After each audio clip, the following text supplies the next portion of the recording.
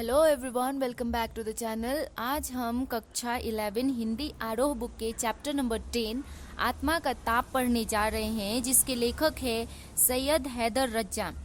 यहाँ दिया गया पाठ सैयद हैदर रज्जा की आत्मकथात्मक पुस्तक आत्मा का ताप का एक अध्याय है।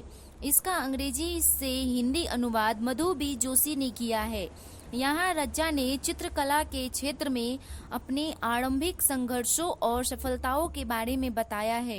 यह कलाकार का जीवन संघर्ष और कला संघर्ष, उसकी सर्जनात्मक बेचैनी, अपनी रचना में सर्वस्व झोंक देने का उसका जुनून, ये सारी चीजें इसमें बहुत रोचक व सहज शैली से में उभर कर आई है। तो आइए अब हम इस चैप्टर को शुरू करते हैं। आत्मा का ताप। लेखक जो है सैयद हैदर रज्जा, वो नागपुर के स्कूल में फर्स्ट आए थे। 10 में से 9 विषयों में से उन्होंने बहुत विशेष योग्यता प्राप्त की थी। उनको गोंदिया में ड्राइंग का अध्यापक बनाया गया। महीने भर नौकरी की ही होगी कि उनको मुंबई में जे स्कूल ऑफ आर्ट में अध्ययन करने के लिए छात्रवृत्ति मिली।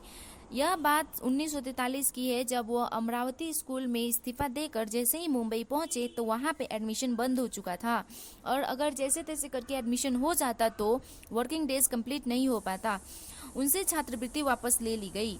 सरकार ने उनको अकोला में ड्राइंग अध्यापक की नौकरी देने की पेशकश की, तो उन्होंने तय किया कि अब मैं बम्बई में ही रहूंगा।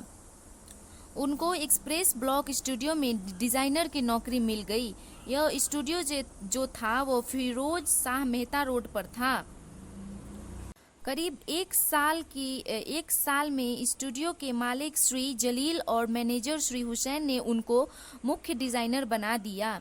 सुबह से वो 10 बजे से शाम 6 बजे तक दफ्तर में काम करते थे और फिर अपना आर्ट अध्ययन के लिए मोहन आर्ट क्लब जाया करते थे, और फिर जेकब सर्कल, जहाँ पे उनके भाई परिचित एक टैक्सी ड्राइवर ने उनको रखने की, अपने घर में मतलब अपने रूम में रहने की बोला था कि तुम रात में रह जाना यहाँ पे। एक दिन रात को जब वो कमरे में पहुंचे तो वहाँ पे देखते हैं कि दरवाजे पे पुलिस वाला खड़ा था और वो किसी हत्या की बात कर रहा था। तो वो तुरंत पुलिस स्टेशन जाकर कमिश्नर से मिलते हैं और बताते हैं कि वो एक स्टूडेंट है और जेकब सर्कल में रहते हैं, और उनके कमरे के बाहर एक पुलिस वाला खड़ा था जो उनको अंदर नहीं जाने दे रहा था। अगले दिन जब वो एक्सप्रेस में गए और जलील साहब को सारा राम कहानी सुनाई तो उन्होंने उनको एक आर्ट डिपार्टमेंट में कमरा दे दिया। वो हमेशा फ्लोर पे ही सोते थे। 11-12 बजे तक गलियों के चित्र और तरह तरह के स्केच बनाया करते थे। उनकी वो जो जलील साहब थे वो बोलते हैं कि मैं तुम्हें एक शानदार ठिकाना दूंगा, लेकिन तुम यहाँ पे कंटिन्यू काम करोगे तो यहाँ के विभाग का प्रमुख बना दिया जाओगे। फिर उन्होंने जेकब सर्कल का 7 रास्ते वाला घर को छोड़कर नया ठिकाने पर शिफ्ट हो जाते हैं।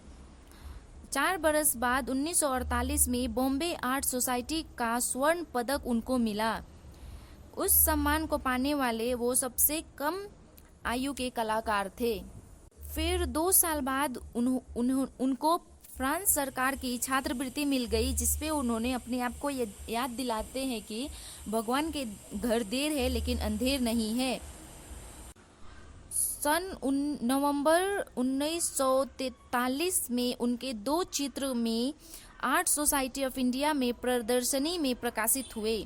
अगले दिन उन्होंने द टाइम्स ऑफ इंडिया में प्रदर्शनी की समीक्षा पढ़ी। उनके 2 चित्र 40-40 रुपए में बिक गए और एक्सप्रेस ब्लॉक स्टूडियोज में 8-10 घंटा रोज काम करने के बाद भी महीने भर में उनको इतना रुपए कभी नहीं मिल पाते थे। वेनिस अकादमी में उनका भेंट प्रोफेसर वॉल्टर लैंगहैमर से हुई और वो उनको बहुत पसंद करते थे। प्रोफेसर लैंगहैमर ने काम करने के लिए उनको अपना स्टूडियो दे दिया। Way the times of India में आर्ट डायरेक्टर थे। 1947 में वो जे स्कूल ऑफ आर्ट का नियमित छात्र बन गए, क्योंकि वो अब बिना नौकरी के अपनी फीस और रहने की खर्चा उठा सकते थे। उनके जीवन में 1947 और 1948 बहुत ही कठिन बरस रहे थे। देश का विभाजन, महात्मा गांधी की हत्या क्रूर घटनाएं थी। व्यक्तिगत स्तर पर उनके माता पिता की मृत्यु भी ऐसी ही क्रूर घटना थी। उन्हें इन क्रूर अनुभवों को आत्मसात करना था और इससे ऊब कर काम में जुट गए। फिर से वो 1948 में श्रीनगर गए और वहां पे चित्र बनाए। वो श्रीनगर से आगे बारामूला गए, जहां पे घुसपैठियों ने बारामूला को ध्वस्त कर दिया था, लेकिन उनके पास कश्मीर के तत्कालीन प्रधानमंत्री शेख अब्दुल्ला का पत्र था, जिसमें लिखा गया था कि वो एक भारतीय कलाकार है, जिसे जहां चाहे वहां जाने दिया जाए और हर संभव मदद किया जाए। श्रीनगर के इसी यात्रा में उनकी भेंट प्रख्यात फ्रेंच फोटोग्राफर हेनरी कार्तिये ब्रेशा से हुई, जो उनको चित्र को देखते ही बोलते हैं कि तुम प्रतिभाशाली हो, लेकिन प्रतिभाशाली युवा चित्रकारों को लेकर मैं संदेहशील हूँ। तुम्हारे चित्रों में रंग है, भावना है, लेकिन रचना नहीं है। तुम्हें मालूम होना चाहिए कि चित्र इमारत की ही तरह बनाया जाता है, आधार, नींव, दीवारें, बीम, छत, और तब जाकर वह टिकता है। वो बताते हैं कि तुम सेजा का काम ध्यान से देखो, और इस टिप्पणियों से लेखक पे बहुत गहरा प्रभाव पड़ा। वो मुंबई लौटकर फ्रेंच सीखने के लिए अलियांस फ्रांसे में दाखिला ले लिया। 1950 में एक गंभीर वार्तालाप के दौरान फ्रेंच दूतावास के सांस्कृतिक सचिव ने उनसे पूछा कि तुम फ्रांस जाकर कला का अध्ययन क्यों करना चाहते हो? तो उन्होंने बहुत ही आत्मविश्वास के साथ उत्तर दिया कि फ्रेंच कलाकारों का चित्रण पर अधिकार है, फ्रेंच पेंटिंग मुझे अच्छी लगती है। फिर उन्होंने पूछा कि तुम्हारे पसंदीदा कलाकार कौन कौन से हैं? तो लेखक बताते हैं कि सेजा, वॉन गॉग, गोगा, पिकासो, मातीस, सागाल और ब्रॉक। फिर उन्होंने पूछा कि पिकासो के बारे में तुम्हारा क्या ख्याल है?